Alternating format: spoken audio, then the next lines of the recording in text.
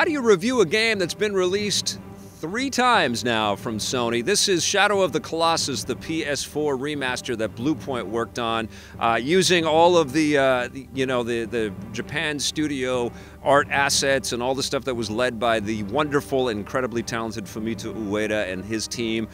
They built us a masterpiece with Shadow of the Colossus, and if you've never played it, you have no excuse now. You've had a variety of different ways to play it, but this is absolutely the best way to appreciate this masterpiece.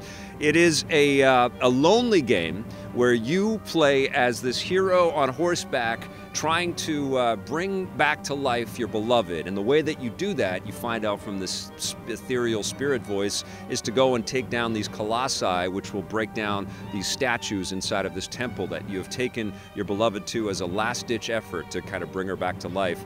It's got a fairy tale-like quality to it, and the way that this was constructed, they removed the HUD, they removed all of the sort of video game kind of extras that you would kind of see in other fantasy adventures like this, and they really take this into a whole cinematic direction. All of that has been accentuated by 4K visuals, because you can play this on the PS4 Pro and ramp up for super high fidelity cinematic mode, or you can get a better frame rate if you'd like, and it just looks incredible. Way more texture detail on everything, including facial animations and clothing, rustling, and your horse Agro looks incredible, and all of the stonework and the temple constructions and stuff that you're going to see, all of these destroyed, monolithic huge buildings and bridges, and you'll see the colossi also destroy all kinds of stuff in incredibly dramatic fashion all around you. And what you do, you don't really fight other creatures, you just have boss fights. You go from one big colossi to another, and each one of these presents a new challenge for you, but primarily what you're doing is you're trying to find a way to climb on these beasts and then take them down.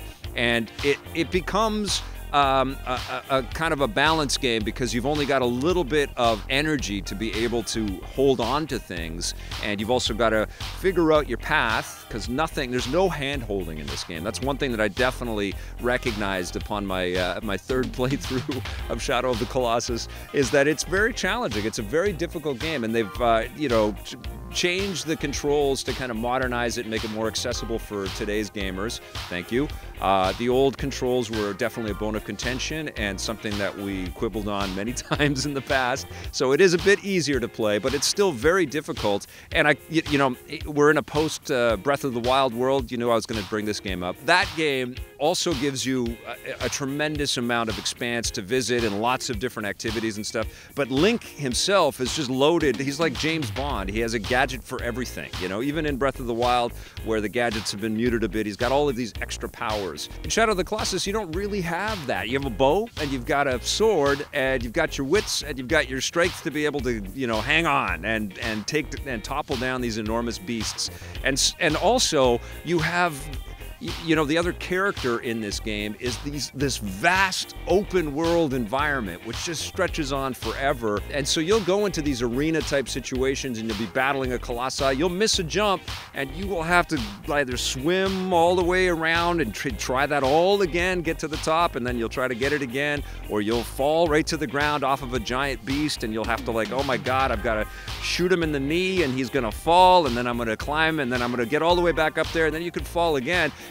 It becomes frustrating, but there's a purity in it. There's a very realistic undertone to this high fantasy adventure that has been created for us. And I can't say enough how sumptuous and how beautiful it is. The music is gorgeous as well. This is the best way to enjoy this absolute masterpiece. Yes, it's a little dated with some of its design choices. I think it's been eclipsed. Certainly, you can look at Breath of the Wild and say, well, there was some influence from this game, but it's a reciprocal one, because in Shadow of the Colossus, you can feel the influence from previous Zelda games and stuff. So it's, everybody is learning from each other.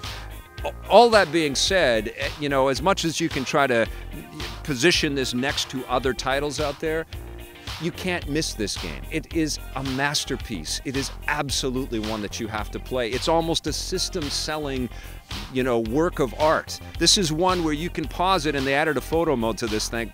I've been going crazy taking photos, but this is one where you can basically pause it on every screen. It's like, I want that on my wall. I want to frame that. That is gorgeous, absolutely gorgeous. Muted lighting, God rays coming through clouds, and vistas that stretch on forever, huge rocky cliffs to climb, and sort of mini lakes to swim around in. You are going to get lost in Shadow of the Colossus, and you are going to be in awe the whole time you play it. Incredible, incredible game. I have to knock a point off, though, because we've played this before, but still, somehow, one way, even to go back to the PS2 game, you've got to play Shadow of the Colossus. Gets a 9 out of 10 from me.